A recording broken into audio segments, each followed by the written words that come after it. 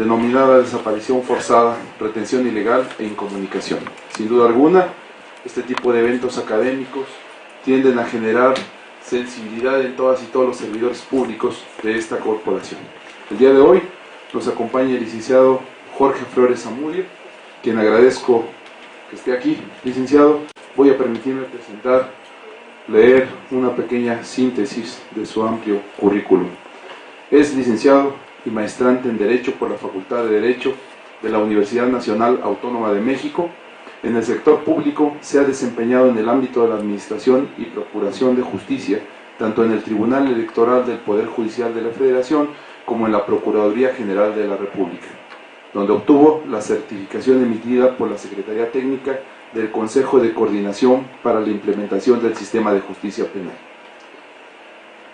En el ámbito privado, ha laborado en diversas consultorías jurídicas y fue el coordinador jurídico de una institución especializada en el estudio de la disciplina pública y combate a la corrupción.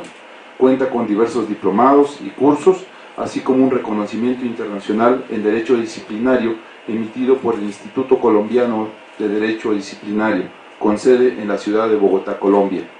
Ha sido ponente y articulista, invitado por diversos gobiernos estatales del país, así como por el Instituto de Investigaciones Jurídicas de la Universidad Nacional Autónoma de México. Actualmente es miembro fundador del Observatorio del Sistema Nacional Anticorrupción, por sus siglas OSNA, y es candidato al título de maestro en Derecho por la Facultad de Derecho de la UNAM, y se desempeña como ponente de la Comisión Nacional de Derechos Humanos, donde ha brindado diversas conferencias, cursos, talleres y diplomados en torno a la promoción, respeto, protección y garantías de estos derechos fundamentales. Bienvenido, licenciado, y les pido para recibirlo un fuerte aplauso, por favor.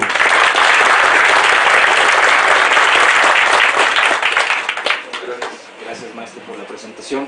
Bueno, pues muy buenos días a todos y todas. Es un gusto para mí esta mañana estar con ustedes para comentar algunos de los temas íntimamente vinculados con la función que muchos de ustedes desempeñan o supervisan, relacionado con la actividad de prevención del delito, de seguridad pública. Entonces, es un gusto para mí estar esta mañana con ustedes. Vamos a hablar el día de hoy acerca de la desaparición forzada, retención ilegal e incomunicación.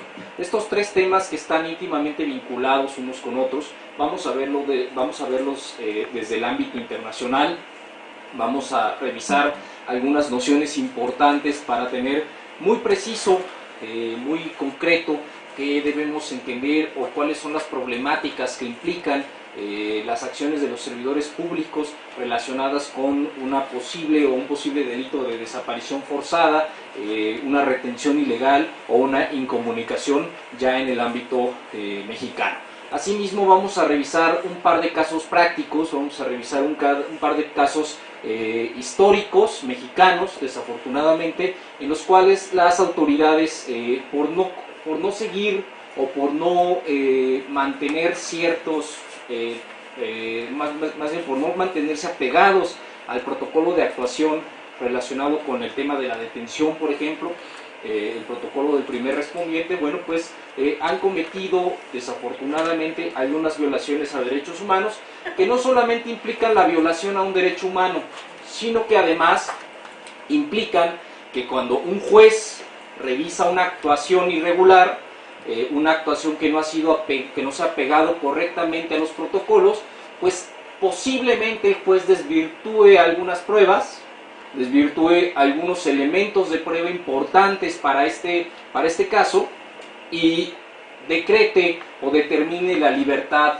de la persona, ¿no? De una persona que a lo mejor sí cometió un delito, pero porque en el procedimiento, en su puesta a disposición o en el momento de la detención no se llevaron a cabo acciones mínimas para considerar el manejo de las pruebas o el manejo de la propia integridad de la persona. Son los jueces los que en un momento dado determinan la libertad de una persona por algunos vicios en cuanto a las probanzas. La conferencia está programada para terminar a la 1 de la tarde. Vamos a tratar de terminar unos 20 minutos, media hora antes. Yo les pediría que fueran anotando sus preguntas para para irnos de corrido con los temas y ya nada más al final dejar un espacio de intercambio de ideas, de preguntas y respuestas sobre los temas que vamos a revisar esta mañana. Entonces, antes de comenzar y de entrar de lleno, me gusta recomendarles alguna bibliografía por dos cosas. Bueno, este tema, esto que vamos a proyectar, no nace de mi ronco pecho, no es lo que se me ocurrió esta mañana para presentarles hoy, sino que tiene su base en cierta bibliografía. Esta bibliografía, sobre todo quisiera recomendarles este texto de Juan Luis Modolell González, El crimen de desaparición forzada de personas según el criterio de la Corte Interamericana de Derechos Humanos.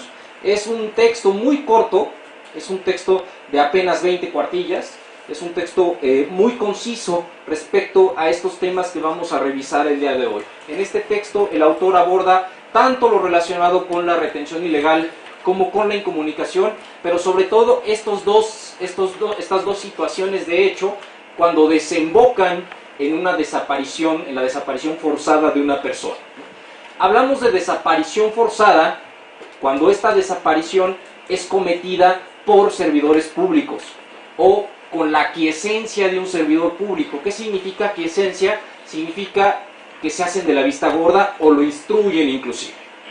O sea, cuando un servidor público ordena a un particular o a un grupo, pensemos por ejemplo en el caso del Halconazo 1971, un grupo paramilitar llamado los Halcones, pues bueno, fueron los encargados de cometer la represión en contra de estos estudiantes aquí en la Ciudad de México, y la desaparición de algunos estudiantes también, si bien no fue cometida directamente por servidores públicos, es decir, no fue cometida directamente por las fuerzas militares, sí fue cometida por un organismo, una organización paramilitar entrenada y auspiciada por estas mismas fuerzas militares. Entonces, hablamos de desaparición forzada cuando es un servidor público el que la ejecuta, el que la instruye o el que, pudiendo evitarla, no la evita.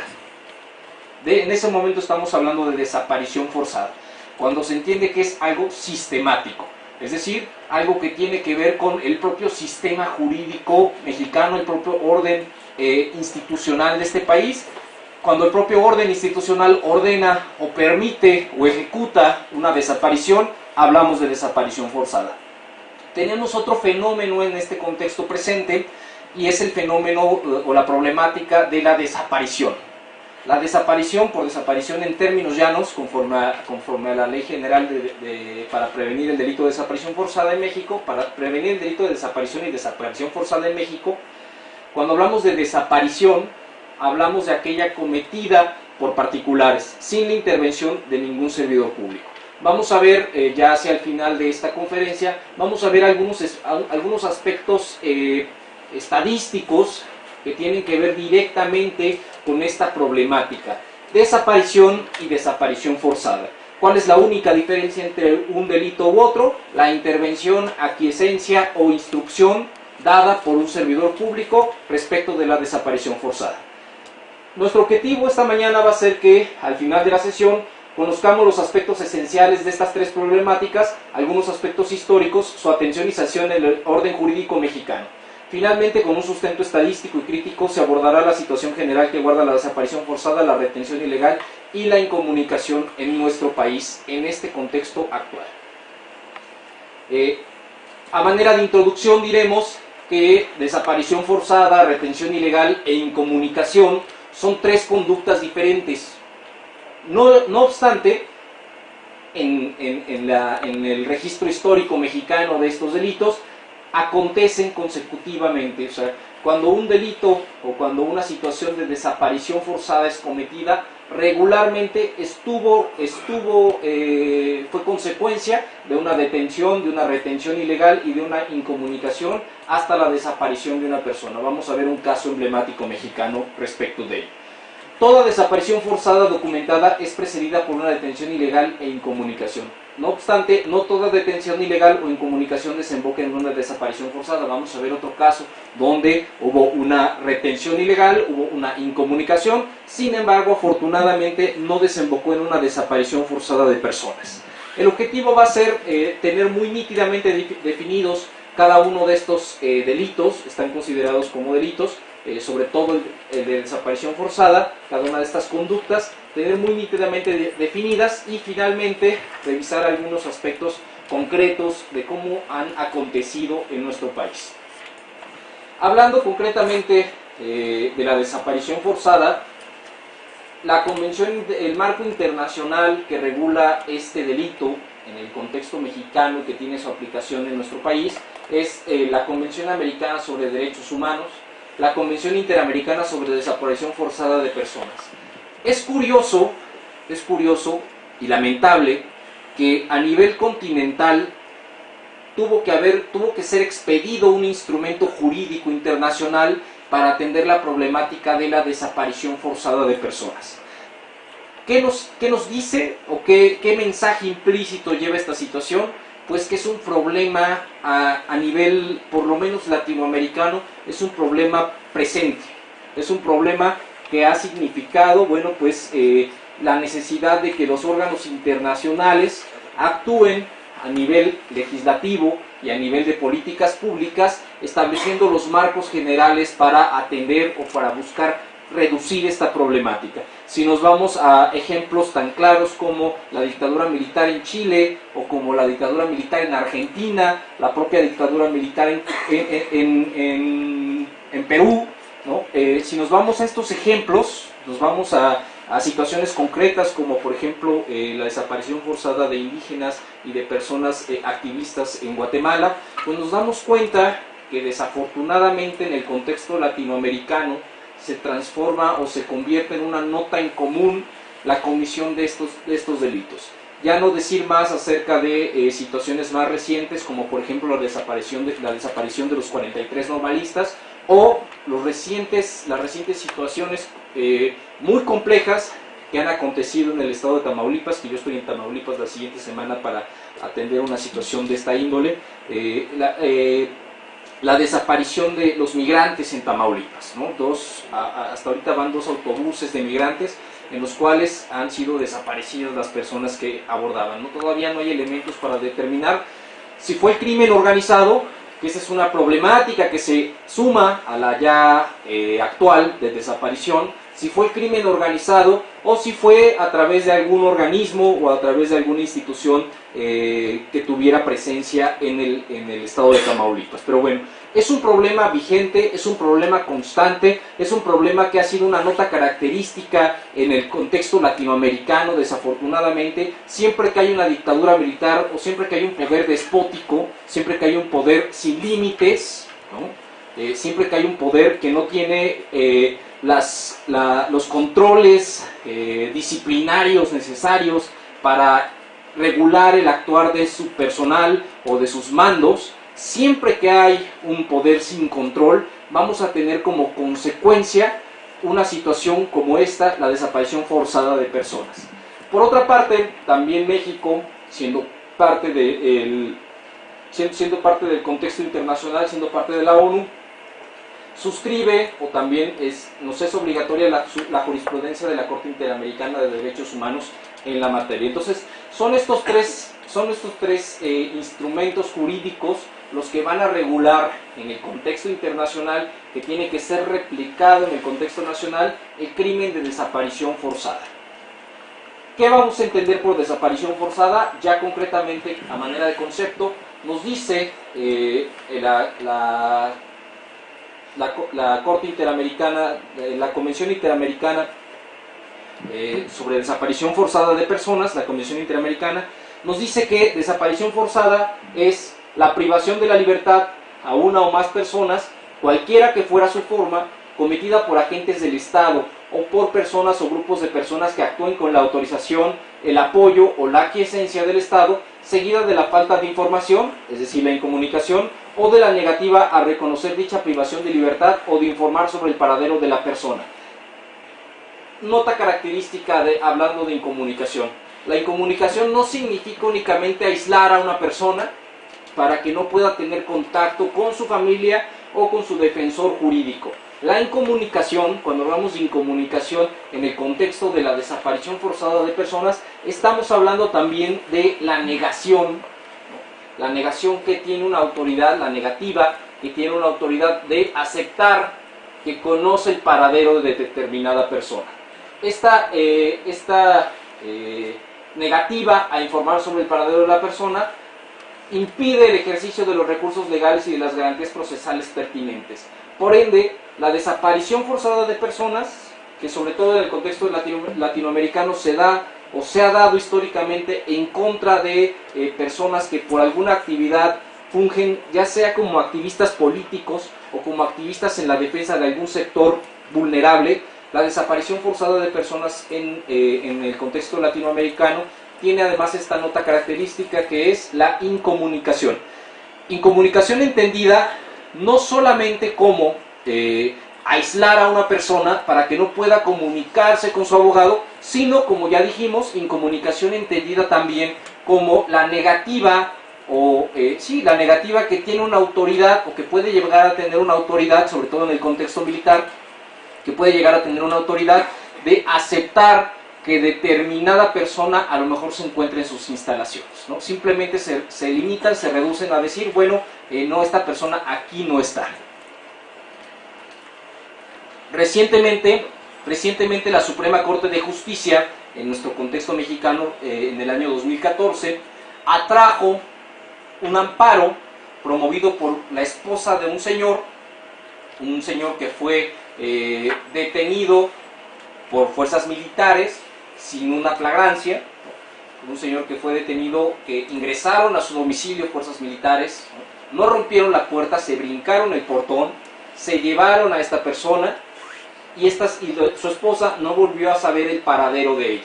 Supo, por una situación de investigación que ella misma realizó, supo que estaba en la región militar, en una región militar en el estado de Guanajuato.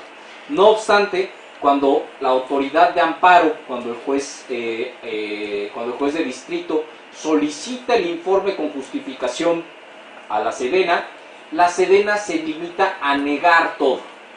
Se limita a decir, no conocemos el paradero de esta persona, no tenemos registro de su detención, nosotros no sabemos, no tenemos noticia acerca de esta persona.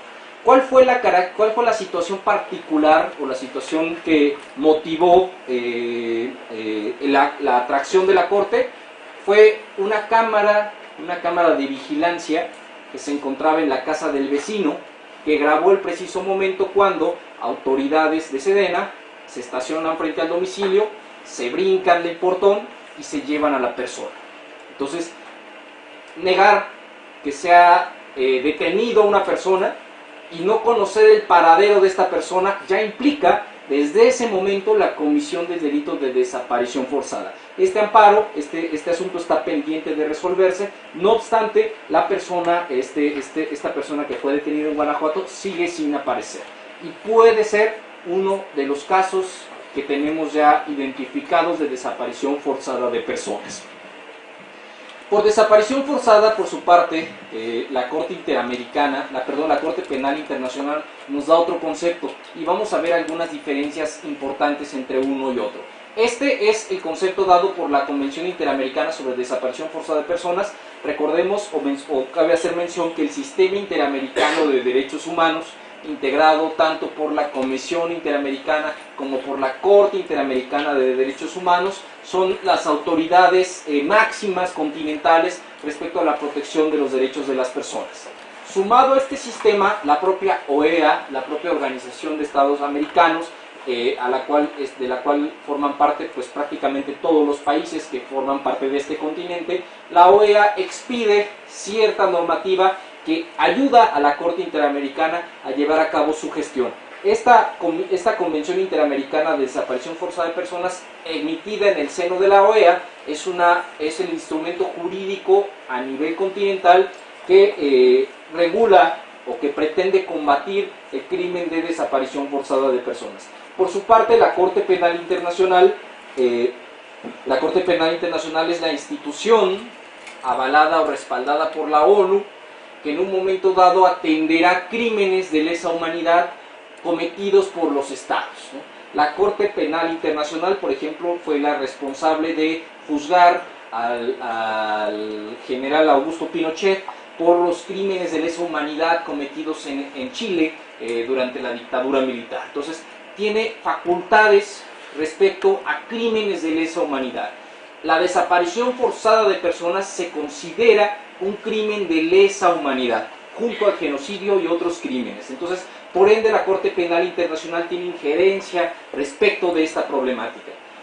La Corte Penal Internacional nos dice, por desaparición forzada de personas, vamos a entender la aprehensión, la detención o el secuestro de personas por un Estado o una organización política. Esto es importante. El concepto de la Corte Penal Internacional incluye la noción de organización política. ¿Qué quiere decir?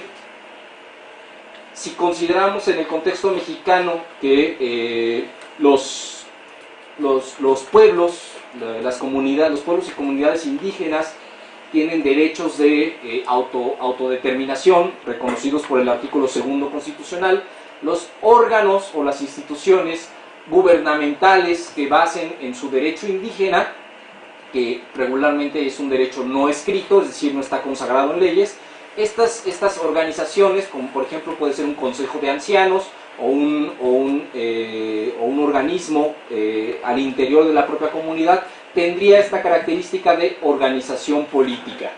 Si lo comparamos con el concepto de la Convención Interamericana, veremos que la Convención Interamericana se ciñe a decir cometidas por agentes del Estado, ¿no? Dejando fuera posibles organizaciones políticas. En este contexto de pluralismo jurídico que tiene nuestro país, se dejan afuera algunas organizaciones que a lo mejor también podrían cometer este delito. Sin embargo, la Corte Penal Internacional sí menciona también la posibilidad de que una organización política pueda cometer el delito de desaparición forzada, o con su autorización, apoyo o aquiescencia, seguido de la negativa a informar sobre la privación de la libertad o dar información sobre la suerte o el paradero de estas personas, con la intención de dejarlas fuera del amparo de la ley por un periodo prolongado.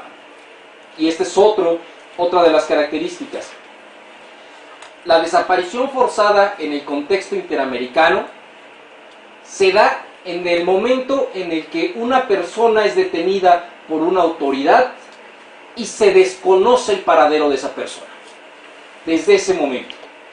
En el caso de la jurisprudencia, del Estatuto de la Corte Penal Internacional, se nos habla de un periodo prolongado con la intención de dejarlas fuera del amparo.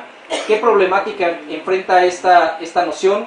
Pues enfrenta la problemática de que no hay una cuantificación de qué debe de entenderse por este periodo prolongado. Es decir, si una persona estuvo detenida 10 horas, como uno de los casos que vamos a ver el día de hoy, si estuvo detenida 10 horas y no fue puesta a disposición del Ministerio Público, a la luz del concepto de la Corte Penal Internacional, ese periodo de 10 horas ya podría considerarse un periodo prolongado. Y por ende, los servidores públicos que cometieron este delito ya tendrían que ser juzgados o tendría que iniciarse una carpeta de investigación en su contra por la comisión del delito de desaparición forzada.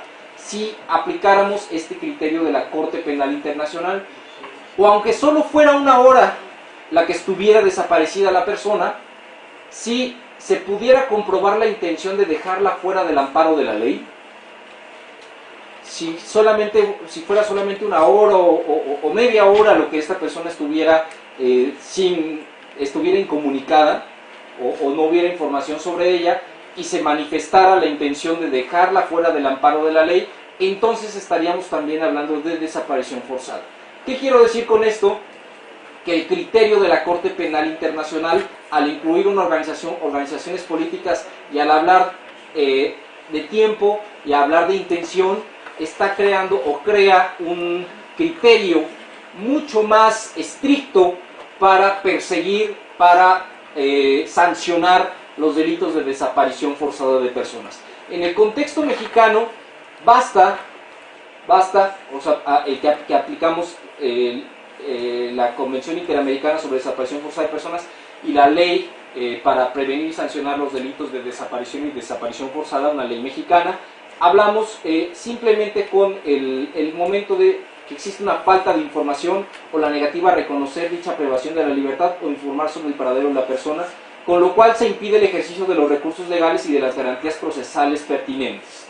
Entonces, aquí en el contexto mexicano, porque esto establecido por la Convención Interamericana es lo que ha replicado a su vez la ley federal para prevenir y sancionar los delitos de desaparición y desaparición forzada de personas. Decimos que simplemente con hablar de una privación de libertad a uno o más personas, cualquiera que fuera su forma, y esta esté cometida por el Estado sin que haya información o sin que se pueda informar el paradero de la persona, estaremos frente a un delito de desaparición forzada. ¿Qué quiere decir? Que en el contexto latinoamericano, si una persona es detenida y tras su detención no se tiene información sobre ella, es este requisito de información el que nos va a dar la pauta para hablar de desaparición forzada de personas. Si se tiene detenido una persona y han pasado 2 días de su detención, pero todo mundo sabe y las mismas autoridades afirman o aceptan que está en un cuartel militar, en esta situación no hay, como hay información, como se sabe el paradero de la persona, no se configura el delito de desaparición forzada, sino una retención ilegal. ¿Sí me explico hasta aquí? Bueno, recuerden que al final vamos a hacer una sesión de preguntas y respuestas sobre estos temas que estamos revisando en este momento. Pero bueno, entonces podemos ver, a manera de conclusión de este análisis del marco internacional, que el criterio de la Corte Penal Internacional es un criterio mucho más rígido, es un criterio mucho más específico.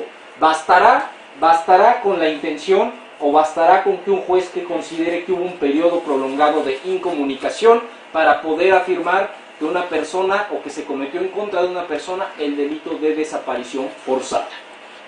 Ahora bien, la Corte Interamericana nos ha dicho que la desaparición forzada, retención ilegal e incomunicación son un delito y lo consideran un delito pluriofensivo, es decir, un delito que afecta muchos derechos. Seguridad, afecta como delito pluriofensivo, afecta la seguridad de la propia vida del detenido, libertad personal, la integridad, la seguridad personales, colocándolo en un estado de completa indefensión, acarreando otros delitos conexos.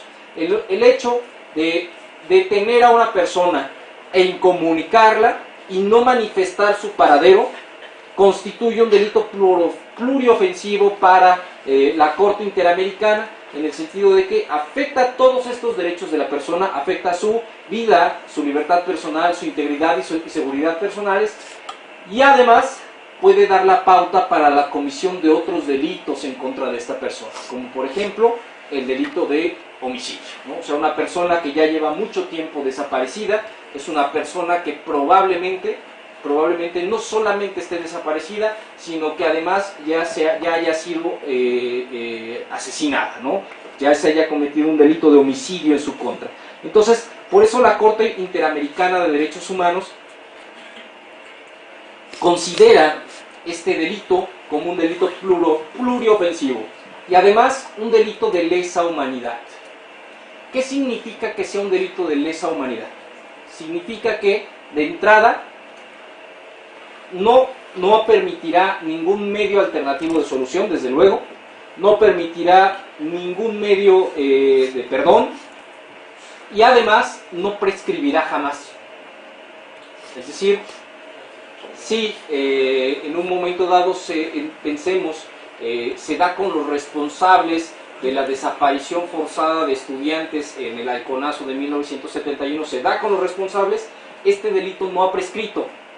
Al considerarse un delito de lesa humanidad no tiene prescripción y si de las investigaciones se advierte el responsable de la desaparición de estos jóvenes, pues bueno, a pesar de que ya hayan transcurrido más de 40 años de la comisión del delito y que en términos generales, recordemos en nuestro sistema jurídico mexicano, muchos delitos, dependiendo de su pena, pensemos por ejemplo el homicidio que tiene en términos, el homicidio simple, que tiene en términos concretos una pena de 7 años de prisión, a los 3 años, pensando en un homicidio simple, en un homicidio calificado, a los 3 años ya tendría una prescripción.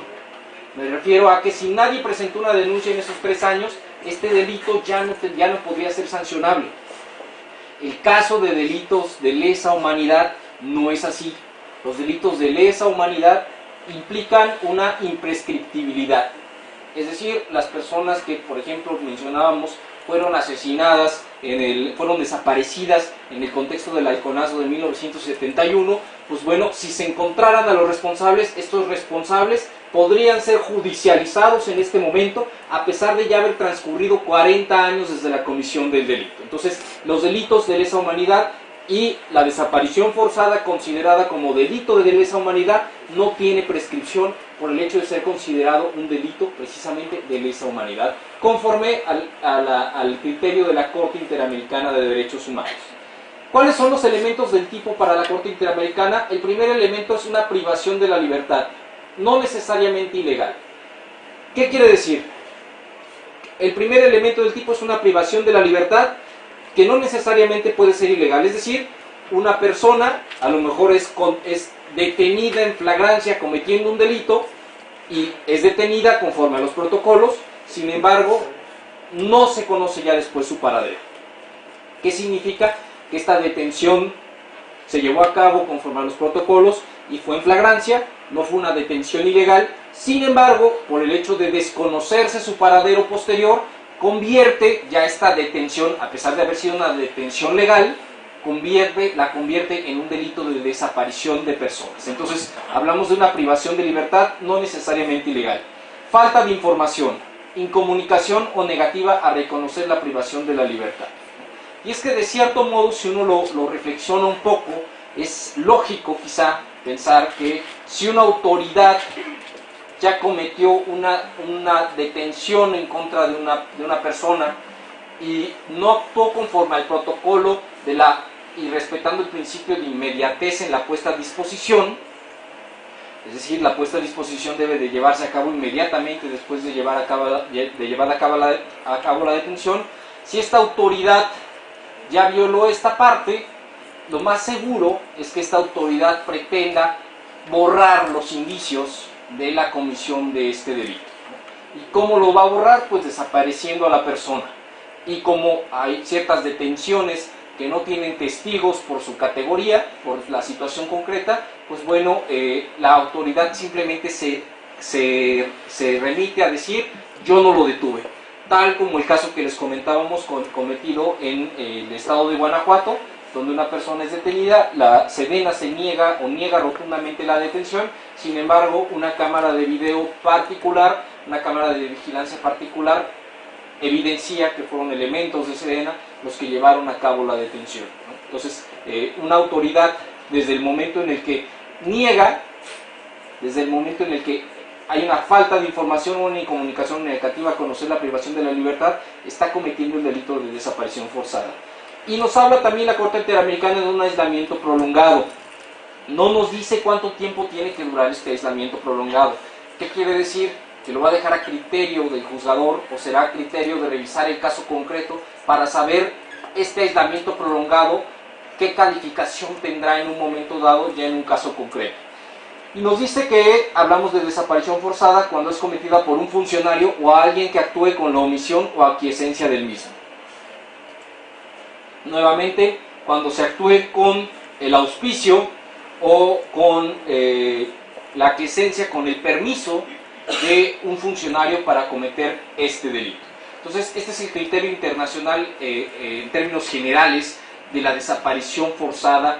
Es un criterio que nuestra ley general para prevenir y sancionar el delito de desaparición y desaparición forzada de personas recoge, ¿no? Recoge completamente en el sentido de la imprescriptibilidad del delito, en el sentido de que basta la falta de información tras una detención, para aceptar o para configurar el tipo penal de desaparición forzada, para afirmar o para atraer más bien el tipo penal del marco jurídico interamericano a nuestro contexto jurídico nacional. La desaparición forzada de personas en nuestro orden jurídico nacional menciona o fue contemplada en el Código Penal Federal en los artículos 215A, 15B, 15C y 15D. Sin embargo, estos artículos fueron derogados para en su lugar crear o expedir en noviembre de 2017, es decir, recientemente, una ley general en materia de desaparición forzada de personas. Esta ley general no solamente tipifica el delito, sino que además crea o genera los mecanismos y políticas públicas para prevenir y para sancionar este tipo de delitos. Uno de las instituciones o de los principales acuerdos que genera esta ley es la creación de un mecanismo nacional para prevenir y sancionar la desaparición y desaparición forzada de personas, ¿no? Entonces, la Ley General en materia de desaparición forzada de personas, expedida en 2017, retoma estos artículos, retoma este tipo penal, pero no ya solamente se ciñe a tipificar el delito, sino además a crear el entramado institucional y de prevención de este delito en particular. Llama mucho la atención, ¿no? Bueno, a mí me llama mucho la atención que después de 60, 70 años de que en nuestro país y en el contexto latinoamericano se ha cometido este delito, sea hasta el año 2017 cuando se expide esta Ley General en materia de desaparición forzada de personas. La expedición de una determinada ley casi siempre nos va a dar una nota característica de una problemática que está enfrentando un Estado. Si lo contamos a partir de 1968 como el inicio de la Guerra Sucia hasta finales de los 90, si después de 30 años de Guerra Sucia no se emitió una ley atendiendo esta problemática, a pesar de que ya existe el contexto interamericano e internacional para regularlo, y se emite en 2017, nos quiere decir que hay una problemática que va en incremento, y es lo que vamos a ver también el día de hoy.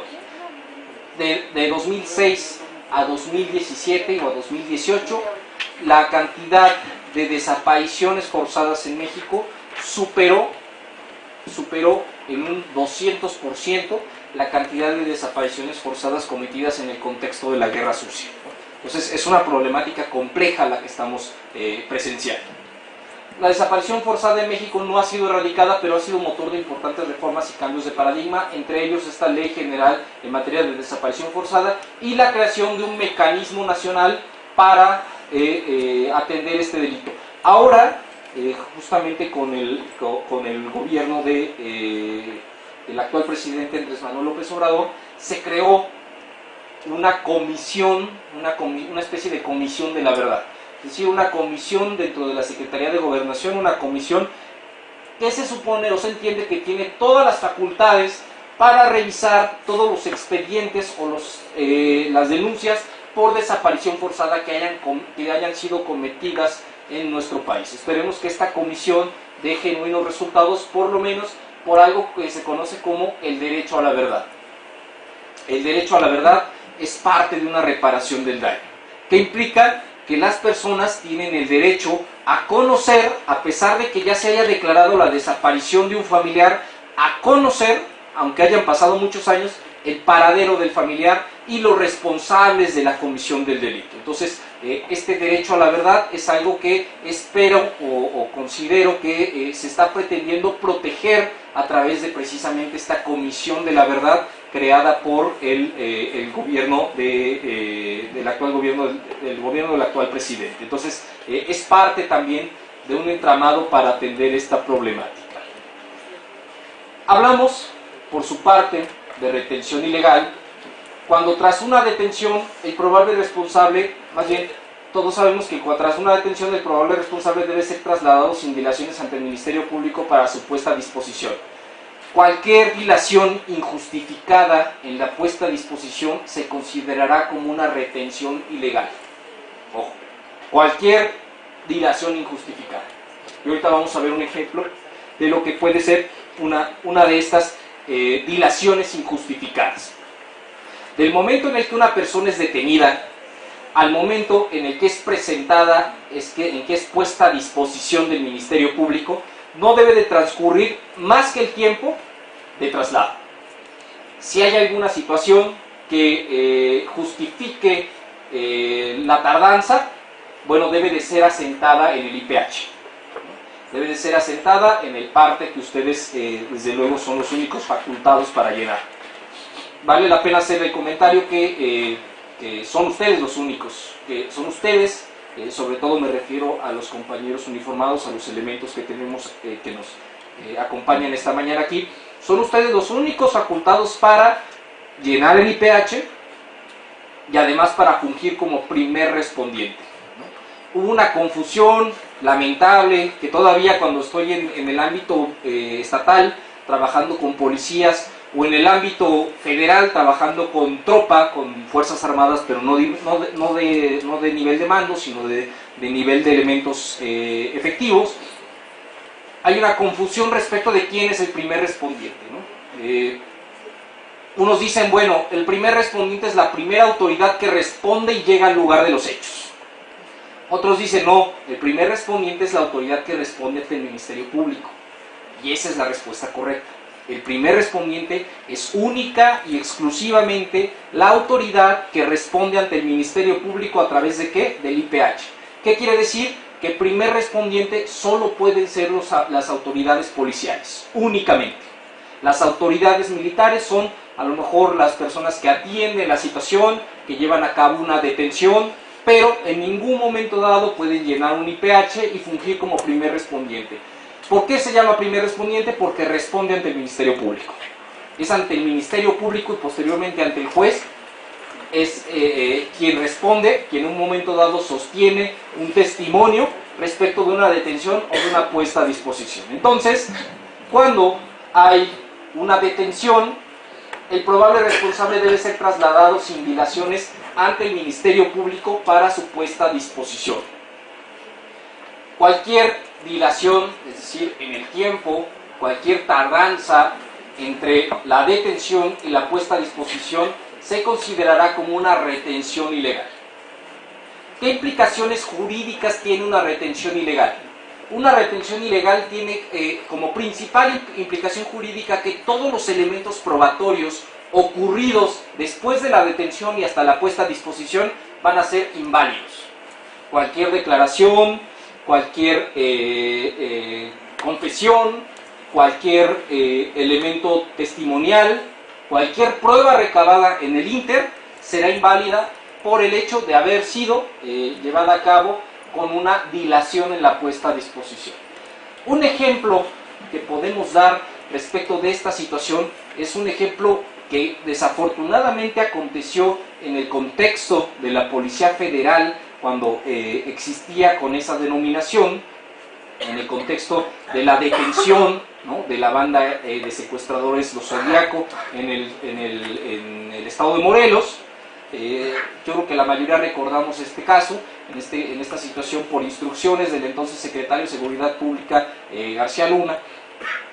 Se llevó a cabo una detención en la casa de seguridad donde esta banda delincuencial llevaba a cabo los secuestros de los niños, sobre todo del sur de la Ciudad de México. Se llevó a cabo la intervención, la detención, pero como las cámaras de video llegaron tarde, se regresó todo al estado original que estaba y se llevó a cabo una segunda simulada de detención para que las cámaras de video tomaran el momento de la detención y pudiera hacerse público la buena actividad que estaba llevando a cabo en ese entonces García Luna. ¿Qué problemática hubo? Pues que hubo una dilación en la puesta a disposición de aproximadamente una hora injustificada, una hora 10, que fue el tiempo que tardaron en llegar las cámaras de video al lugar, una dilación injustificada que desembocó en que los elementos de prueba que señalaron a esta mujer, esta ciudadana francesa, Florence Cassés, los elementos que la señalaban a ella como responsable, que fueron elementos de prueba que surgieron en el momento de la puesta a disposición, se desvanecieran y que desembocaran en la libertad de esta persona. Entonces, esa es la consecuencia jurídica de una retención ilegal. Como consecuencia jurídica tiene que todo lo que ocurre durante la puesta a disposición queda nulificado probatoriamente. No tiene ninguna trascendencia jurídica por el hecho de haber tardado tanto tiempo en la puesta a disposición. ¿Qué prevalece? Prevalecen los elementos de la detención, eso sí prevalecen. O sea, si una persona es detenida en flagrancia, prevalece la descripción de la flagrancia y la descripción de la detención. Pero todo lo que ocurre desde la neutralización hasta la puesta a disposición queda jurídicamente nulificado y puede desembocar, como este caso que mencionamos, en la libertad de la ciudadana francesa Florence Cassés, ¿no? Ya la cuestión política de si la Corte tenía o no facultades para entrar a revisar una cuestión de legalidad, cuando realmente solamente está facultada para revisar cuestiones de constitucionalidad, bueno, pues ya es una cuestión que trasciende los contextos jurídicos concretos, ¿no? Realmente, si me permiten el comentario, yo creo que sí hubo un exceso por parte de la Suprema Corte de Justicia para entrar a revisar esta situación, un exceso que pienso, ¿no? Este es un comentario personal, pienso que estuvo fuertemente influenciado por una cuestión diplomática, ¿no? Por la presión que el gobierno del entonces presidente Nicolás Sarkozy ejerció en contra del gobierno mexicano para que esta ciudadana fuera liberada. Por un lado eso, o sea, la intervención de la Corte, que no justifico yo desde mi punto de vista personal, pero por otro lado, sí hubo una violación a determinados derechos, entre ellos, bueno, este derecho a la inmediatez en la puesta a disposición. Entonces, cualquier retención ilegal, más bien cualquier dilación injustificada en la puesta a disposición, se considerará como una retención ilegal. También vale la pena mencionar que una retención ilegal sí puede tener consecuencias en contra del servidor público que lleva a cabo esta retención ilegal.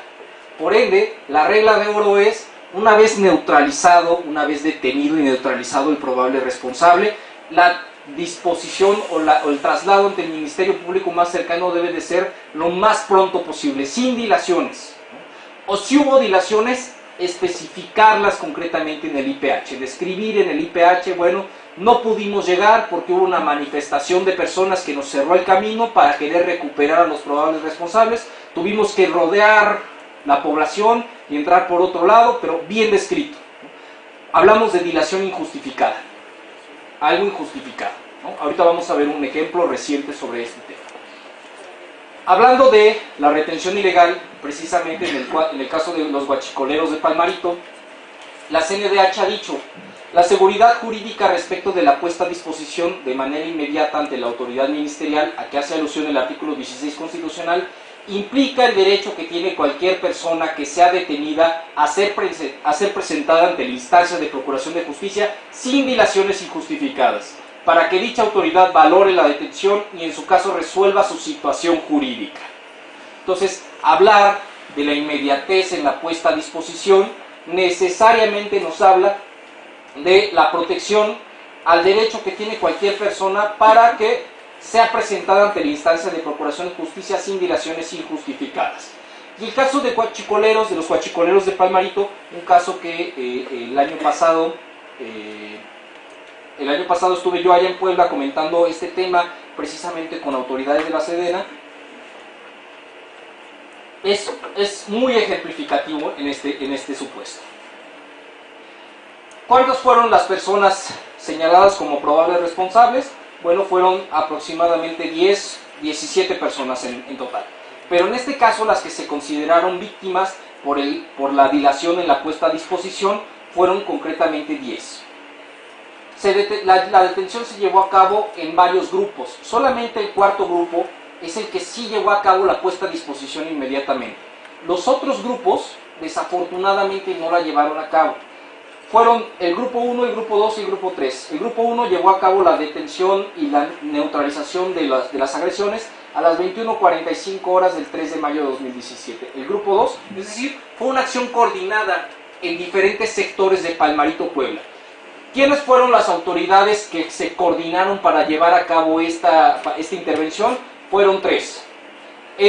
Las autoridades las autoridades policiales, las autoridades de la Policía Federal, las autoridades federales de seguridad pública, las autoridades de la Sedena y las autoridades de Pemex. 3 autoridades. Pemex tiene una dirección encargada de la protección o la integridad del combustible. Son personas, son servidores públicos que tienen una función peculiar. Tienen autorizado el uso de armas, sin embargo no tienen una función de seguridad pública, sino únicamente de vigilancia y de custodia del combustible. Estas autoridades en función de la solicitud que hizo el gobierno federal para que la Sedena interviniera en los casos de robo de combustible, solicitan la intervención de Sedena y ellos asumen la coordinación de estos eventos. ¿Quién es la única autoridad encargada o facultada para llevar a cabo una investigación? ¿Quién es el titular de la investigación? El Ministerio Público, únicamente. Es la única autoridad con la facultad jurídica, con la facultad administrativa de coordinar a las demás autoridades de seguridad pública, de Fuerzas Armadas e inclusive las autoridades de Pemex para llevar a cabo acciones coordinadas de investigación. En este caso el Ministerio Público quedó fuera de esta situación. 3 grupos policiales que eran más bien híbridos, o sea, había elementos policiales, elementos de Fuerzas Armadas y elementos de Pemex, llevan a cabo estas acciones coordinadas y llevan a cabo detenciones a las 21:45 horas del 3 de mayo, a las 23:25 horas del 3 de mayo y a las 23 horas del 3 de mayo. Estos grupos llevan a cabo, a pesar de que la detención fue a las 21:45, por ejemplo en el grupo 1, la puesta a disposición se da hasta las 7:45 horas del 4 de mayo. ¿Qué tiempo transcurrió? 10 horas. El segundo grupo, a las 7:55 del 4 de mayo, ¿qué tiempo transcurrió? 7 horas con 30 minutos. El tercer grupo, 8 horas con 10 minutos, a las 8:10 del 4 de mayo lleva a cabo la puesta a disposición. 9 horas con 10 minutos. ¿Cuál fue el error aquí? El error fue que quien asumió el mando, quien asumió la coordinación, fueron esta Dirección General de Protección de Hidrocarburos en Pemex. Esta dirección asumió el mando y esta dirección pensó que el Ministerio Público habría hasta según a lo que ellos dijeron, habría hasta las 8 de la mañana. Entonces, ¿qué hicieron? Llevaron a cabo las detenciones en la noche, se llevaron a los detenidos a una bodega de Pemex, los tuvieron ahí retenidos hasta el día siguiente y hasta cerca de las 8 de la mañana fueron puestos a disposición. Este tiempo transcurrido de la puesta a disposición no estuvo justificado en ningún momento. ¿Qué fue lo que faltó? Lo que faltó fue que una autoridad, sobre todo una autoridad de seguridad pública que tiene el expertise y que tiene el conocimiento respecto a la puesta a disposición, dijera: no, el Ministerio Público está abierto las 24 horas, inmediatamente hay que llevarlos, no tenemos por qué llevarlos a una bodega. ¿En qué desembocó? En que las declaraciones asentadas y los datos asentados en los IPHs durante este periodo, desde la detención y hasta la puesta a disposición, fueran declarados inválidos.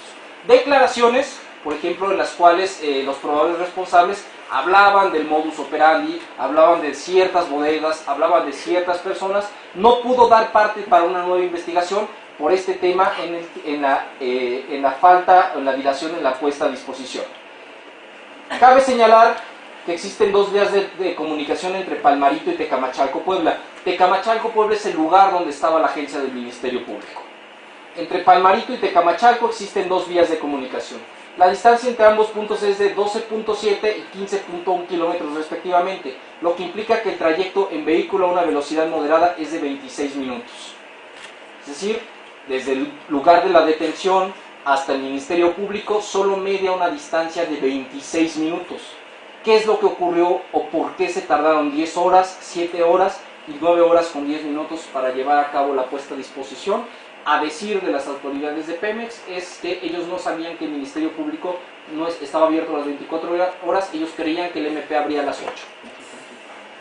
¿En qué desembocó? En la libertad de muchos de estas personas que probablemente sí eran responsables de cometer el delito del huachicoleo, el delito de robo combustible, pero que por este desconocimiento y por la dilación en la puesta a disposición, por un error técnico, hoy por hoy se encuentran libres, ¿no?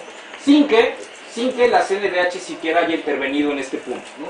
La CNDH nosotros intervenimos tiempo después, y no respecto de ellos, sino respecto de un joven, que hay un video del C4, donde de una camioneta blanca, que hubo un intercambio de tiroteos, es decir, 2 jóvenes en la camioneta blanca, venían armados, fueron neutralizados, Uno de ellos murió en el intercambio, el otro continuaba con vida. Este segundo, los videos del C4 lo que muestran es que el elemento de Fuerzas Armadas se va al asiento del copiloto, a la portezuela del copiloto, que es donde venía y que seguía vivo, lo baja, lo lleva a la banqueta, y en la banqueta lo que declara el elemento de Fuerzas Armadas es que lo pone en la banqueta para darle los primeros auxilios, pero lo que se ve después es que al bajarlo e reincorporarse, dispara. Desafortunadamente, bueno, ustedes lo sabrán también, los videos que a veces toma el C4, más en la noche, estamos hablando de las 11 de la noche, las 10, 11 de la noche, los videos del C4 no son cámaras nítidas, no son cámaras que nos permitan determinar efectivamente la responsabilidad o no de una persona, que nos permitan identificar plenamente una persona. Lo que argumenta el compañero, o argumentó el compañero de Fuerzas Armadas, que en este momento ya se encuentra en libertad, es que se le salió el disparo, ¿no? O sea que al incorporarse, que al momento de dejarlo en la banqueta e incorporarse, se le salió el disparo. Cuestionable o no, cierto o no, hoy por hoy ya se encuentra también en libertad el elemento del Sedena que llevó a cabo esta acción. Sin embargo, esa es la razón por la que nosotros intervenimos, porque consideramos cuestionable que una persona con el adiestramiento militar completo y llevando a cabo estas acciones haya cometido un error de esa índole. Parece más bien que lo bajó a la banqueta para ultimarlo ahí. Pero bueno, el punto es que el caso de Palmarito Puebla es emblemático, es significativo por este elemento. Hubo una retención ilegal. ¿En qué consistió esta retención ilegal? En todo el tiempo, si decimos que hay 26 minutos entre Palmarito y Tecamachalco, hay 26 minutos, no hay una justificación por la cual hayan tardado tantas horas. Lo que afirmó la gente de Pemex es que pensamos que el MP abría a las 8 de la mañana. Lamentable, ¿no? Lamentable, pero bueno. Vale la pena mencionar que cuando se trata de ámbitos de prevención del delito y una detención por flagrancia, las autoridades que llevan el mando son ustedes. Por encima de Sedena, por encima de Pemex. Las autoridades que llevan el mando son ustedes y cae en su responsabilidad, cae en su ámbito de competencia que situaciones como esta no vuelvan a ocurrir. ¿Cuál es la regla de oro?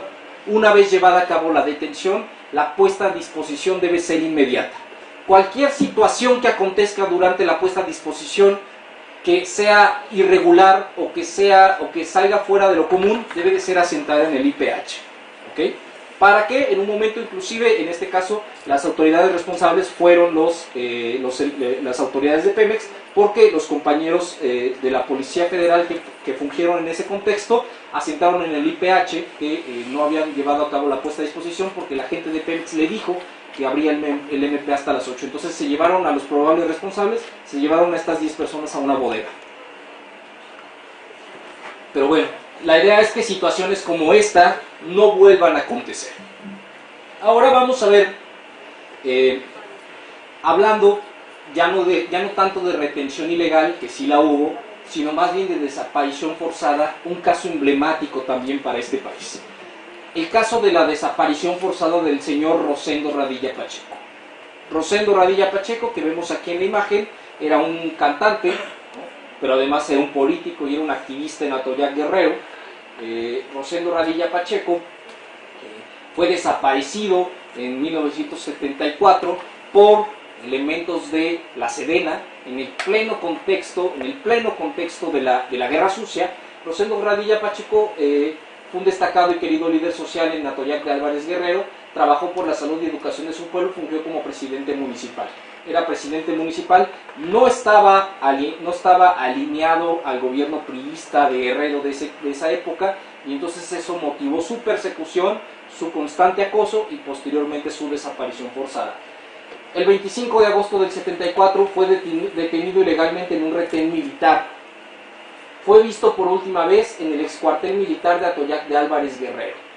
Es decir, en el 74, acompañado de su hijo, fue detenido por fuerzas militares. El hijo de Rosendo Radilla alcanza a escapar de esta detención, alcanza a darse a la fuga, se interna en la sierra y es el único testimonio que sirvió, que fue fundamental para señalar a las autoridades militares de esta detención ilegal y posteriormente esta desaparición forzada. La última vez que se le vio fue en este excuartel militar de Atoyac de Álvarez Guerrero. La detención y posterior desaparición forzada de Rosendo Radilla fue denunciada públicamente por su familia en el momento de los hechos sucedidos y posteriormente fue denunciada legalmente ante las instancias de Procuración de Justicia nacionales. Desde 1974 que se levantó la primer denuncia de la desaparición de Rosendo Radilla ante el Ministerio Público Local en Guerrero, transcurrieron el camino que siguieron las hijas de Rosendo Radilla Pacheco fue muy largo. De entrada, bueno, pues hablamos de que en 1974 todavía no existía ninguna autoridad en nuestro país que supervisara o que fungiera como garante genuino de los derechos humanos de las personas. La CNDH es creada hasta 1990.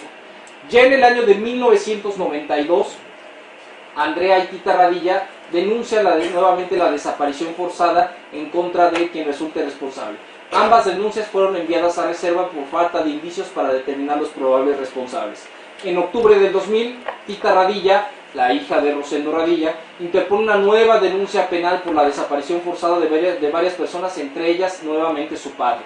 En enero de 2001 interpone junto con otras instituciones una denuncia más contra la desaparición forzada de su padre ante la Procuraduría General de la República. En 2001 la CNDH realiza una investigación misma que concluyó con un informe especial publicado en el año 2001 conjuntamente con la recomendación 26-2001, una recomendación emitida en contra de la Sedena. 27 de noviembre de 2001 se crea la Fiscalía Especial para Movimientos Sociales y Políticos del Pasado. Una de las averiguaciones previas investigadas por esta Fiscalía fue el caso de Rosendo Radilla. La Fiscalía fue cerrada de forma inesperada el 30 de noviembre de 2006. Posteriormente, el caso se presenta ante la Comisión Interamericana de Derechos Humanos. Se consigna al que fue encontrado como responsable, como autor intelectual de la desaparición de Rosendo Radilla, el general Francisco Quirós Hermosillo, como probable responsable del delito de privación ilegal hasta el año de 2005. Desafortunadamente, Francisco Quirós Hermosillo no fue sentenciado, no fue procesado, porque precisamente en septiembre de 2005 el juez segundo de distrito del estado de Guerrero, que conoció del asunto, declinó su competencia en favor del juzgado militar correspondiente, y el juzgado militar lo que encontró fue un sobreseimiento de la acción penal en contra del general, porque el general ya había muerto. Es que estamos hablando de que desde 1974 hasta 2006 ya habían transcurrido 30 años, 32 años.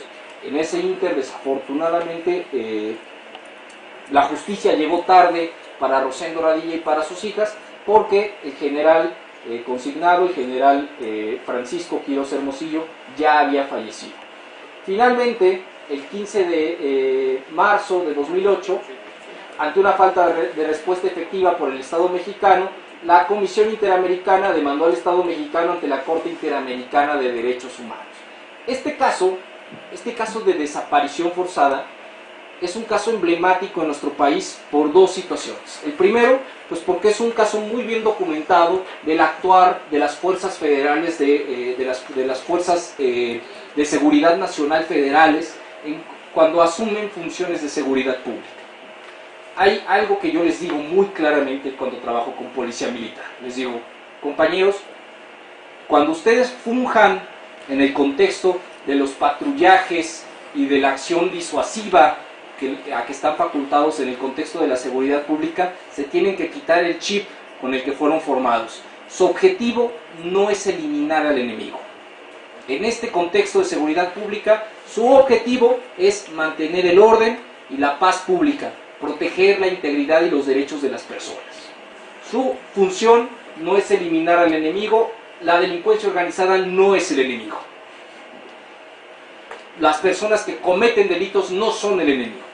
Son personas que en un momento dado, un contexto, son personas que en un momento dado malas decisiones, son personas que en un momento dado una situación de necesidad o de precariedad las ha orillado a cometer algún ilícito. Sin embargo, deben de ser juzgadas por la autoridad correspondiente, los jueces, que en un momento dado emitirán la sentencia en contra de estas personas, si son encontradas responsables. Entonces, cuando estén realizando actividades de seguridad pública, quítense el chip de seguridad nacional. Su función no es eliminar al enemigo. Su función debe de estar subordinada a las autoridades civiles y además su función debe de ser el mantenimiento de la paz y el orden público. Una acción disuasiva con su patrullaje, nunca acciones de investigación. Pero bueno, lo que digo o lo que mencionamos es porque este caso de Rosendo Radilla Pacheco es emblemático porque además de ser un caso perfectamente bien documentado de desaparición forzada de una persona, dentro de las muchas que desaparecieron en el contexto de la Guerra Sucia desde finales de los años 60 hasta finales de los años 90, en el contexto de la Guerra Sucia, el caso de Rosendo Radilla además motivó, debido a que la Corte Interamericana emitió una sentencia en contra de nuestro país, motivó que nuestra Suprema Corte de Justicia tomara las medidas necesarias para que esta sentencia fuera debidamente aplicada en nuestro país. ¿Qué fue lo que ocurrió después? Pues bueno, en 2011, la Suprema Corte de Justicia de la Nación inicia un proceso de consulta de trámite para establecer las obligaciones que para el Poder Judicial de la Federación derivan de la sentencia en el caso Radilla y establece en primer lugar que las sentencias de la Corte Interamericana en que las que México sea parte son obligatorias para todas las autoridades mexicanas. ¿Qué significa esto? Y esta es la segunda nota importante del caso Radilla, que significa el primer paso de apertura que tuvo nuestro sistema jurídico mexicano para el contexto de defensa de derechos humanos del contexto interamericano. Es decir, en esta sentencia, en este expediente abierto por la Suprema Corte de Justicia para que las resoluciones de la Corte Interamericana fueran efectivas, se abre la primer pauta, se abre el primer espacio para el acceso de la justicia interamericana a nuestro país. Y con ello, lo que vino después fue la reforma de 10 de junio de 2011. La reforma que modifica el artículo primero constitucional y otros 12 artículos de la Constitución en el sentido de orientar las políticas públicas de nuestro país hacia la protección y defensa de los derechos humanos. ¿Qué estamos viviendo de 2011 para acá? Exactamente el punto de inflexión. Estamos viviendo el punto de contraste de una tradición de que les gusta 200, 300 años desde el México independiente o aún antes, de una tradición donde el Estado no tenía ningún límite, las autoridades no tenían ningún límite en el momento de llevar a cabo sus actuaciones, a 8 años apenas en los cuales existe un límite, y ese límite son los derechos humanos de las personas. Entonces, lo que vemos, o el caso de Rosendo Radilla, es emblemático precisamente por esta situación. La desaparición forzada de personas en México está pasando de ser un problema sistemático a ser un problema generalizado. ¿Qué queremos decir con ello? Queremos decir que no solamente la desaparición forzada en México es motivada o es llevada a cabo por autoridades. Al hablar de un problema generalizado, estamos hablando de que tanto autoridades como organizaciones delincuenciales están llevando a cabo acciones de desaparición de personas. En este momento, o por lo menos hasta finales de 2018, la cifra de desaparición forzada de personas en México alcanzaba el número de 35,000 personas reportadas como desaparecidas, bueno, más bien hasta junio de 2018. Y nadie sabe su paradero ni si su desaparición fue perpetrada por algún funcionario o algún cártel. La ola de violencia está transformando por completo, sin lugar a dudas, nuestro país. ¿Qué problemática o qué situación compleja se advierte? Que hay dos tipos de desaparición forzada en México, de desaparición en México. La desaparición forzada que ya hemos revisado, una desaparición perpetrada por autoridades, sobre todo de índole militar. De ahí que una de las voces más críticas respecto a esta iniciativa de la Guardia Nacional, como se planteaba en un inicio, haya sido la voz de la propia CNDH, diciendo, bueno, la experiencia latinoamericana nos dice que cuando las autoridades militares entran de lleno a ejercer funciones de seguridad pública, las violaciones a derechos humanos se desatan brutalmente. Entonces, esa fue una de las críticas esenciales.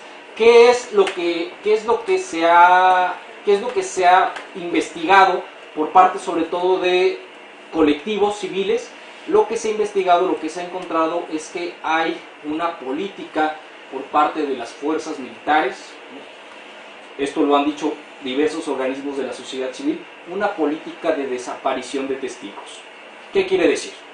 Que si por mala suerte vamos circulando por un lugar donde autoridades militares tienen un enfrentamiento con algún organismo delincuencial y advertimos un uso excesivo de la fuerza, nosotros vamos a ser desaparecidos para que no podamos atestiguar este uso excesivo de la fuerza. ¿Qué quiere decir? Una política institucional de desaparición de testigos. Eso es un problema muy grave, porque probablemente esta cifra de 30.000 personas, 35.000 personas desaparecidas, sea una cifra engrosada sobre todo por personas que iban pasando en el momento indicado, en el momento no indicado, por el lugar menos indicado, ¿no? Personas que atestiguaron un uso excesivo de la fuerza por autoridades y que ante la posibilidad de que fueran cabos sueltos para un testimonio, fueron simplemente desaparecidas. Es un problema bien grave. Y por otro lado, esta problemática, también organizaciones de la sociedad civil han afirmado que hay una especie de leva, una especie de reclutamiento por parte de las organizaciones delincuenciales respecto sobre todo de jóvenes, ¿no? Cuando los sectores de la población de desaparición, las personas identificadas, caen en un rango de entre 16 y 27 años, se presume o se piensa que estos jóvenes fueron reclutados, fueron en contra de su voluntad, en la mayoría de los casos reclutados por organizaciones delincuenciales para fungir como nuevos elementos de estas organizaciones. También hay un sector un poco más pequeño de este reclutamiento que obedece a jóvenes profesionistas. Jóvenes profesionistas, concretamente médicos y abogados, que son reclutados afuera de las universidades, es decir, levantados, para fungir al interior de estas organizaciones delincuenciales como las personas que curan o las personas que defienden en un momento dado a probables responsables. Entonces, es una problemática muy grave el tema de la desaparición forzada en México. Es importante concientizarse de estas situaciones y bueno, el día de hoy solamente venimos a hablar de algunos aspectos generales de ello. La verdad es que es un tema del cual podríamos sacar mucho jugo si nos metemos, por ejemplo, a analizar la ley para prevenir y erradicar la desaparición forzada en México, ¿no? O si nos podemos a revisar otra serie de casos que existen desafortunadamente sobre esta problemática. Lo importante o lo más importante de esta breve plática para mí es que sepan dos cosas. La primera, ustedes como autoridades de la seguridad pública llevan el mando en el ámbito de la prevención del delito y en el ámbito de la detención llevada en flagrancia. Llevan el mando por encima de las autoridades militares o de las autoridades de Pemex. Ustedes son las autoridades que en un momento dado deben de custodiar, deben de proteger, deben de vigilar que un probable responsable sea puesto a disposición del Ministerio Público sin ninguna dilación. Y ese es el segundo punto. La puesta a disposición no debe de tener ninguna dilación injustificada, ¿no? También, por ejemplo, en Palmarito, bueno, no en Palmarito, pero en Hidalgo, en la región del Triángulo Rojo, ocurrió que los mismos pobladores se reunieron, ya hubo 2 detenciones por parte de las fuerzas federales, los pobladores se reunieron para evitarles el paso, las fuerzas federales tuvieron que buscar otras salidas, pero lo asentaron en el IPH. Pobladores de esta región nos impidieron el paso, por eso la puesta a disposición tardó 1 hora más de lo que teníamos considerado. No obstante, tenemos esta evidencia, tenemos estas fotos de los pobladores enfrentándonos, de los pobladores cerrándonos el paso, ¿no? Entonces, en la manera en la que los IPHs queden perfectamente bien descritos, queden perfectamente bien llenados, y en la manera en la que justifiquen cualquier dilación, porque las puede haber respecto a la puesta a disposición, podremos hablar de una detención ilegal descartando una retención ilegal. Entonces, eso es lo importante. Y finalmente mencionar que el delito de desaparición forzada en México surge desde el momento de la retención ilegal y tiene como segundo elemento la falta de información. Cuando cuando una autoridad se niega a dar información sobre una persona que se sabe detenida, en ese momento se configura el tipo penal de la desaparición forzada en México y hay una legislación específica para sancionar este tipo de conductas cometidas por servidores públicos. Entonces vamos a dejar esta parte expositiva hasta aquí para pasar a una parte de preguntas y respuestas en la que me gustaría conocer sus opiniones, me gustaría conocer las dudas que surgieron de estos temas que hemos mencionado hasta ahora. Quedo a sus órdenes. Por favor. Gracias.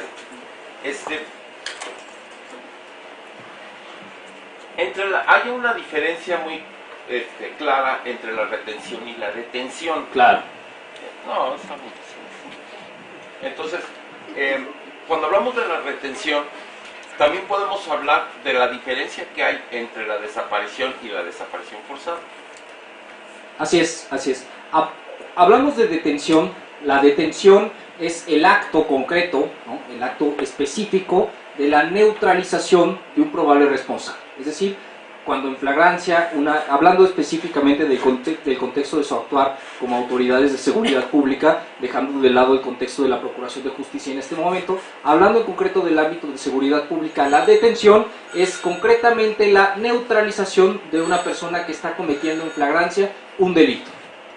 La neutralización es decir, dejar o tener a esta persona, evitar que continúe en la comisión del delito y además evitar que pueda poner en riesgo la integridad de las autoridades que llevan a cabo la detención, de los compañeros o de algún civil o de alguna persona que esté implicada con o que pueda ser víctima de la comisión del delito, ¿no? Esa es la detención. Una vez llevada a cabo la detención, la puesta a disposición es precisamente el tiempo o el traslado o la acción de trasladar a esta persona detenida ante el Ministerio Público. Cuando esta puesta a disposición tiene una tardanza no justificada, esta dilación en la puesta a disposición es lo que se llama retención ilegal. Esa es la diferencia entre estos conceptos. Cuando la dilación, cuando la puesta a disposición no es llevada a cabo inmediatamente o no tiene justificación en su tardanza, como el caso de Palmarito, como este caso que mencionábamos, este tiempo transcurrido injustificado, que decimos 10 horas, cuando realmente hay una distancia de 26 minutos entre Palmarito y Tecamachalco, este tiempo de 10 horas ya constituye una retención ilegal. Una dilación en la puesta a disposición es una retención ilegal de una persona, sin importar si la traen paseando, ¿no? O si, como en el caso de Palmarito, los llevaron a una bodega de Pemex en la región. ¿Sí quedó claro este punto? Muy bien. ¿Hay alguna otra duda, comentario? Sí, yo también. Por favor, Tengo dos preguntas. Todas las que usted guste, por favor. No debemos de confundir entre la desaparición forzada y la privación ilegal de la libertad. Claro. ¿Verdad? Claro. Y no es exclusiva de la autoridad y de los particulares. Bien, y como último, el delito inicia, o sea, el inicio de la comisión delictiva, inicia con una desaparición forzada, pero culmina con un homicidio. Se va a extinguir la desaparición forzada, se va a extinguir el delito. No, prevalecen ambos. Es que sí, bueno, fue claro que nunca va a extinguirse el delito pero ¿cómo lo va a perseguir el Ministerio Público? ¿Como desaparición forzada o como homicidio? Como ambos delitos. Si ya hay elementos que acrediten la privación de la vida de la persona desaparecida, sí, ambos delitos serán perseguidos. Y ya corresponderá al juez, en un momento dado, la cuantificación de la pena, ¿no?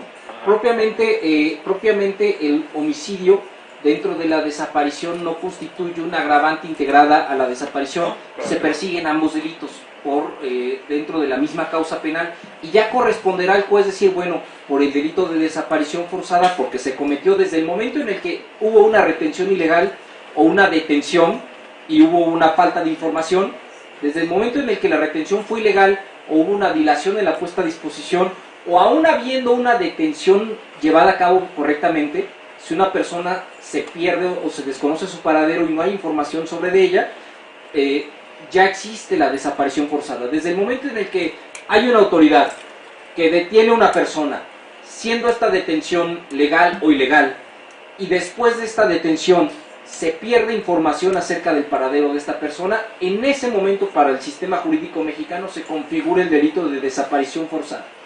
Desde el momento en el que se deja de haber información de la persona detenida. Solamente. Así es, así es. Solamente. ¿Por qué? Porque entre particulares hablamos de la desaparición, no forzada. Así es. Hablamos de la desaparición. Pero finalmente el objetivo primordial es el homicidio. Puede ser, puede ser. Ajá. Puede ser en un momento dado, no necesariamente, sin embargo, en el caso o la experiencia latinoamericana, los casos de desaparición, pues han sido casos de desaparición donde no se han encontrado a las personas, ¿no? Que nos hablan de que efectivamente el fin último fue el homicidio. Pero ¿cómo determina el Ministerio Público si inició con una desaparición o simplemente se constituyó al homicidio, ¿no? No se puede determinar el homicidio hasta No. que se encuentren los restos de la persona. Los encontraron. No se encontraron, continúa por vía de O sea, desaparición. bueno, 43 de Ayotzinapa. Claro, claro. Ahí concurren tanto las autoridades como los particulares, ¿no? Porque se presupone que lo detienen la autoridad y los depositan con la delincuencia organizada. Y ahí culminan, pero no aparecen los... Claro, claro, claro. Por eso en este momento hablamos todavía de desaparición, de la desaparición de los 43, no hablamos... Pero no forzado. Todavía no tiene Todavía esa no lo podemos calificación. constituir como forzado. Así es, todavía no tiene esa calificación. No obstante, sí hay indicios de la aquiescencia de la autoridad, es decir, de que la autoridad en un momento dado o ejecutó o permitió que se llevara a cabo. Que tuvo Pero no conocimiento. participó. Hay Por muchas eso no la puede interrogantes. constituir como forzada. Claro. Hay muchas interrogantes todavía en el caso de los 43 desaparecidos. No obstante, en este momento se está persiguiendo como desaparición. Todavía no como desaparición forzada ni como homicidio, sino como desaparición de 43 estudiantes de la normal de Ayotzinapa. Hay un informe especial muy interesante que tiene publicado la CNDH respecto de esta investigación, la investigación que por nuestra cuenta realizamos en torno al tema. En esta investigación puedo destacar que este grupo interdisciplinario que se llamó para llevar a cabo la investigación tenía ciertas características que a lo mejor dejaron de lado por parte del propio grupo para aportar elementos de veracidad respecto del caso. Entonces, se encuentra en internet, les voy a dejar mi correo, se los dejo de una vez, mi correo y el teléfono, la oficina, el Twitter. Si alguien quiere que les envíe este informe especial de la CNDH respecto del caso de los 43 desaparecidos, porque está muy vinculado con el tema que revisamos el día de hoy, si alguien quiere recibir este informe, con mucho gusto se lo envío junto con la presentación. Entonces, de una vez se los comento. ¿Hay alguna otra pregunta, algún otro comentario sobre esto que hemos revisado esta mañana? No, hombre, al contrario, gracias a usted. ¿No? ¿Hasta aquí? Muy bien. Bueno, por favor. Ya vimos que son 35,000 desaparecidos, ¿no? Ahí, de acuerdo al último dato que dan. ¿Qué se sabe o qué se ha hecho para saber el lugar, o si están vivos o siguen desaparecidos? ¿Qué ha pasado? ¿Qué ha hecho la autoridad? Son 35,000 casos que corresponden a 35,000 averiguaciones en todo el país. O sea, ahorita estos casos se encuentran todavía en el contexto o en el ámbito de los ministerios públicos, en el ámbito de la integración de la carpeta de investigación. Hay diversas situaciones. El delito o la situación, o la complejidad de la problemática de la desaparición en México tiene tiene muchos motivos, por así decirlo, ¿no? O sea, hay desde la comisión del delito de desaparición en contra de mujeres cuando son llevadas para que lo vinculan con un delito de trata de personas.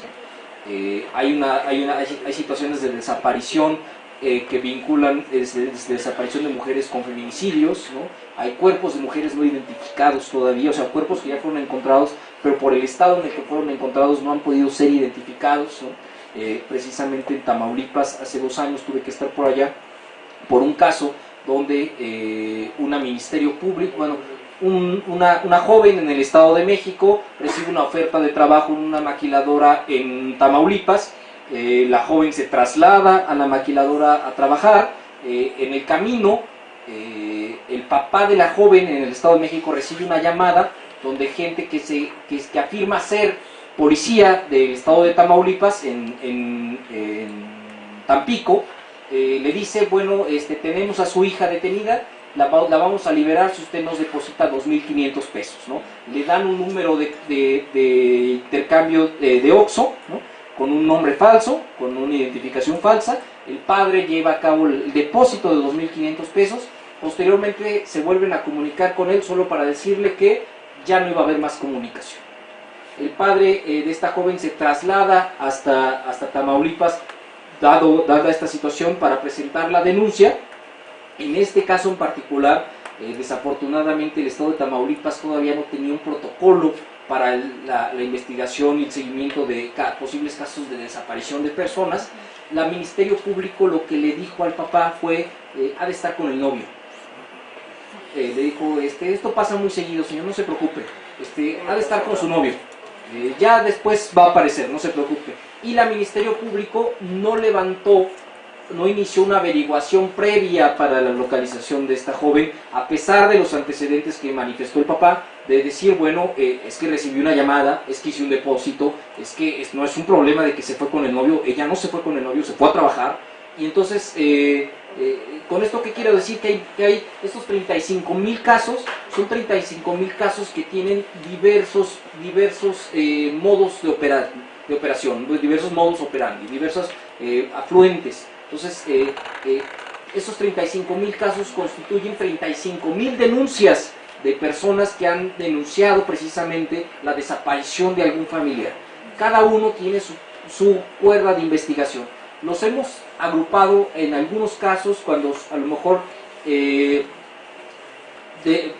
lo que se ha identificado, sobre todo organizaciones civiles han identificado, a lo mejor que después de que hubo algún enfrentamiento en determinada región considerada problemática, hubo la desaparición de una familia que iba pasando por ahí, o de vecinos que estaban por la zona, ¿no? Que no tenían que ver con el enfrentamiento, pero que a lo mejor atestiguaron la situación, ¿no? Entonces, ese es otro grupo, ¿no? Otro grupo, por ejemplo, es el que mencionábamos de los profesionistas. Entonces, tienen muchas afluentes esta problemática. Lo cierto es que nosotros, al ser autoridades, al ser servidores públicos, tenemos un doble deber frente a la protección de los derechos humanos de las personas, y en un momento dado lo que debemos de insistir es que por lo que hace a desaparición forzada, es decir, a desaparición cometida por servidores públicos, esa cifra vaya en decremento, ¿no? Esa cifra vaya decreciendo. Entonces, son 35,000 denuncias, 35,000 obligaciones previas, cada una lleva su investigación por su parte. Lo cierto es que son personas que no se han encontrado hasta ahora, y es un número muy alto, o sea, es un número muy preocupante, la verdad. Muchas gracias por su pregunta. ¿Hay algún otro comentario, pregunta sobre esto que hemos revisado hasta ahorita? ¿No? Bueno, por favor. Cuando estamos hablando de que desaparición forzada es un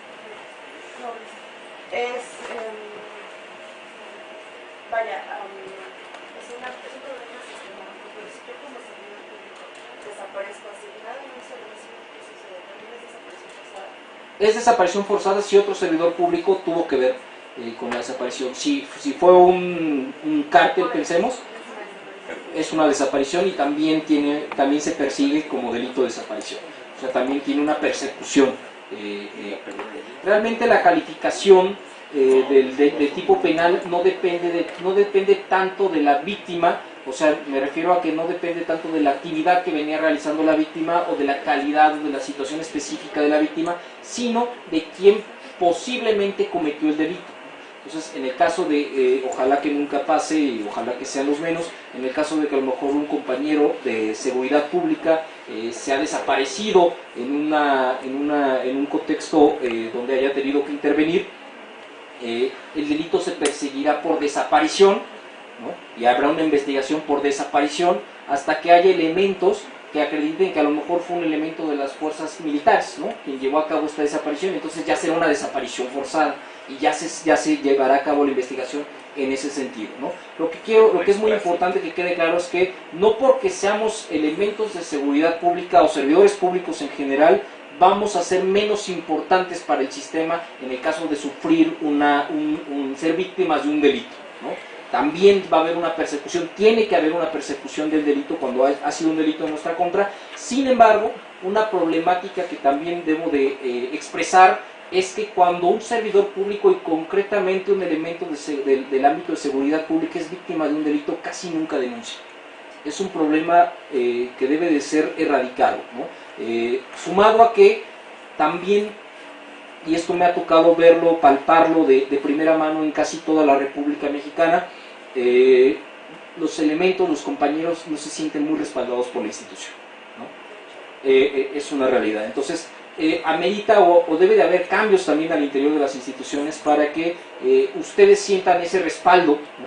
Porque esa falta de respaldo por parte de algunas instituciones, no quiero decir en concreto de esta institución, porque desconozco, siendo honesto. Sin embargo, en el interior de la República he trabajado con muchas secretarías de seguridad pública, con muchas organizaciones de policía municipal, donde es a veces la propia institución la que lleva a cabo las violaciones de derechos humanos, y entonces los compañeros dicen, bueno, es que yo veo que se protegen más los derechos humanos de una persona que está cometiendo un ilícito que los míos propios, y es una realidad a veces porque es la propia institución la que está cometiendo la violación sistemática a los derechos humanos. Pero un punto muy importante es comentarles que también tienen derecho a presentar una denuncia, una queja ante la CNDH cuando se trata, por ejemplo, de una situación de acoso laboral, ¿no?, que los están poniendo a trabajar más de 36 horas seguidas, ¿no?, por ejemplo. Entonces, y hay que pedir en el momento, ojo, en el momento de presentar la denuncia, hay que pedir medidas cautelares en su favor. ¿A qué me refiero con medidas cautelares? Me refiero a que deben de pedir que se impongan las medidas para que ese acoso no se vuelva más incisivo, dado que ya denunciaron, ¿no?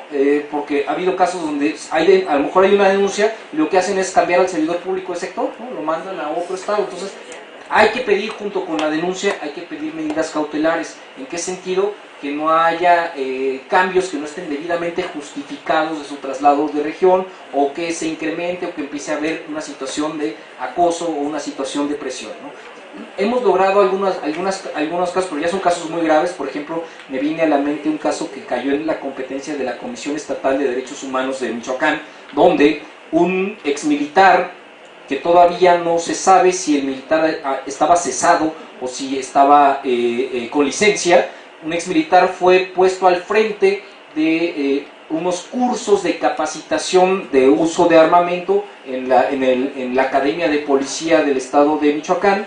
Este militar se desesperó con una compañera, con una policía en formación, con una cadete, se desesperó por una cuestión de que la joven se puso nerviosa al momento de armar el arma, de rearmarlo, y este sujeto ya estaba presionándola mucho. Y este sujeto, que no puede tener otro calificativo más que, bueno, pues no sé si miserable o bestia, o una persona de esos servidores públicos que no deben de existir en el sistema jurídico mexicano, en el sistema institucional mexicano. Este sujeto sin alma, lo que hizo fue agarrar a la joven de su oreja, prácticamente cargarla de la oreja, y llevarla. A ver usted, señorita, es que usted no debe de estar aquí, váyase, sálgase de la clase. ¿Qué ocasionó? Se le desprendió la oreja a la compañera. O sea, prácticamente, es una situación muy lamentable. O sea, con esto, ¿qué quiere decir? Que en las instituciones estamos conscientes, en las instituciones de derechos humanos sabemos que hay situaciones al interior de las instituciones, sobre todo de estos contextos, que a lo mejor no son denunciadas. En este caso se denunció, pero porque fue una situación muy grave, ¿no? Las situaciones quizá menos graves a veces no son denunciadas. Y en este caso se denunció porque la compañera que está como subdirectora de capacitación ahí en el instituto es, además de una muy buena amiga mía, es una compañera que tiene un pasado en el ámbito de las instituciones de protección de derechos humanos, ¿no? Y entonces lo que le dijo a la cadete, ¿sabes qué? Que te atiendan, que te suturen e inmediatamente vas y te presentas con esta persona en la Comisión de Derechos Humanos del Estado para que inmediatamente se vea que hace eso. La situación actual es que este servidor público se encuentra cesado, se encuentra en una investigación además por la comisión de un delito de lesiones graves en contra de esta joven, pero porque hubo denuncia. Entonces lo que les puedo decir es que haya denuncia y que pidan medidas cautelares en un momento dado, ¿no? ¿Hay alguna otra pregunta? ¿Con esto quedó adquirida su cuestión, compañera? Sí. Una consulta, yo estuve leyendo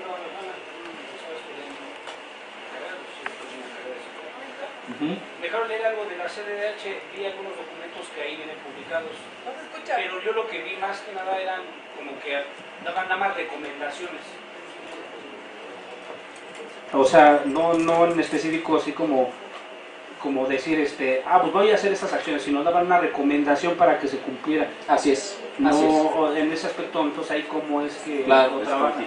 Es un punto muy importante el que toca nuestro compañero. Él nos dice, bueno, después de un estudio que hizo respecto del ámbito de las organizaciones, de las instituciones de derechos humanos en México, lo que encontró es que las comisiones de derechos humanos y la Comisión Nacional de Derechos Humanos solo emite recomendaciones, ¿no?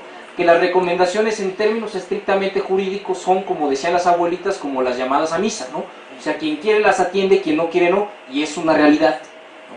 Sin embargo, jurídicamente no son vinculantes. ¿Qué quiere decir esto?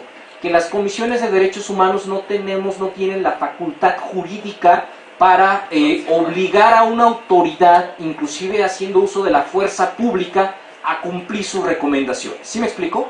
Es decir, son recomendaciones, pero aunque jurídicamente no sean vinculantes, sí existe un medio de apremio, no de índole jurídica, más bien de índole política, para hacer efectivas estas recomendaciones. ¿Qué significa? Que cuando una autoridad, pensemos la Sedena, no atiende una recomendación de CNDH, la CNDH da vista de esta situación al Senado de la República, y entonces el Senado de la República puede hacer llamar al titular de la Sedena, es decir, no al servidor público que cometió la violación, no a su jefe, no a su director, no a su director general, no al subsecretario, sino al secretario de Sedena, al secretario de la Defensa Nacional, para que en comparecencia pública, comparecencia que es televisada, explique por qué se niega a cumplir la recomendación. Entonces, esta medida de apremio no es jurídica, o sea, no echa mano de las instituciones jurídicas del país, sino de las instituciones políticas. Es una medida de apremio de más bien de índole política. ¿Qué es lo que ocurre actualmente, afortunadamente?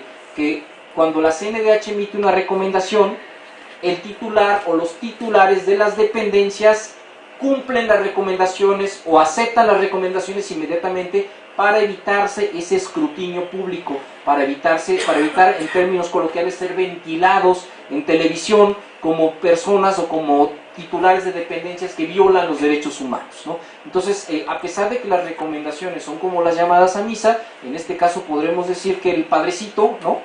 Siguiendo este ejemplo un poco coloquial, que el padrecito tiene modos de acusar a la gente que no ha llegado a misa, ¿no? En este caso el Senado tiene la facultad de, en audiencia pública, preguntarle al titular de la dependencia por qué no se ha cumplido la recomendación emitida por la CNDH, ¿no? Y en este caso concreto, afortunadamente estamos en un contexto mexicano donde la mayoría de las instituciones tienen de antemano, al momento de recibir una recomendación, tienen de antemano la acción de aceptar la recomendación e iniciar su cumplimiento.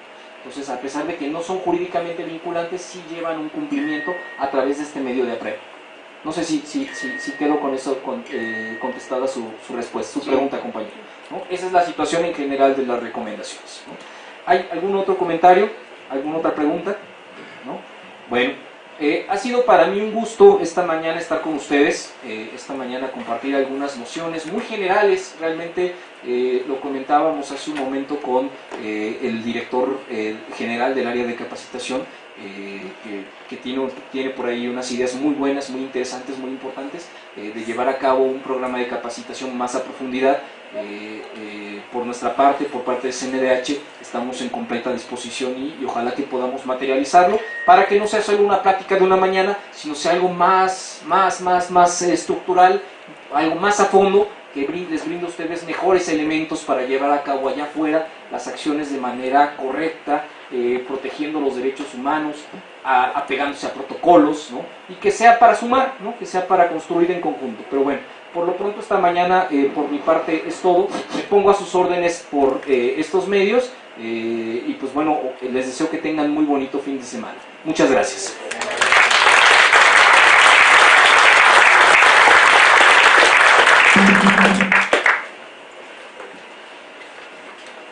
Pues agradecerle al licenciado Jorge Abraham Flores Zamudio, de parte, pues, sobre todo del señor comisionado, el licenciado José Pedro Bisuet Bocanegra, quien se congratula que haya eventos de esta naturaleza. La mejor forma de prevenir violaciones a derechos humanos es conocerlos, sensibilizarnos en ese sentido.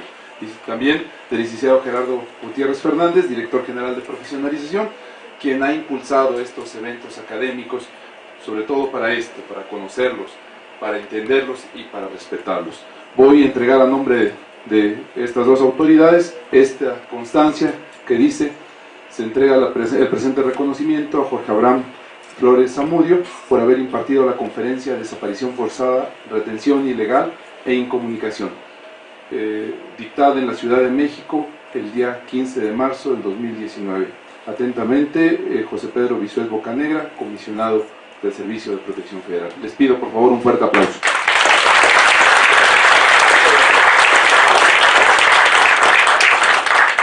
Y agradecerles, compañeras, compañeros, e invitarlos a que sigan asistiendo a estas conferencias. Seguramente nos llevamos dudas, nos llevamos algunas preguntas, cuestionamientos, pero también nos llevamos conocimientos.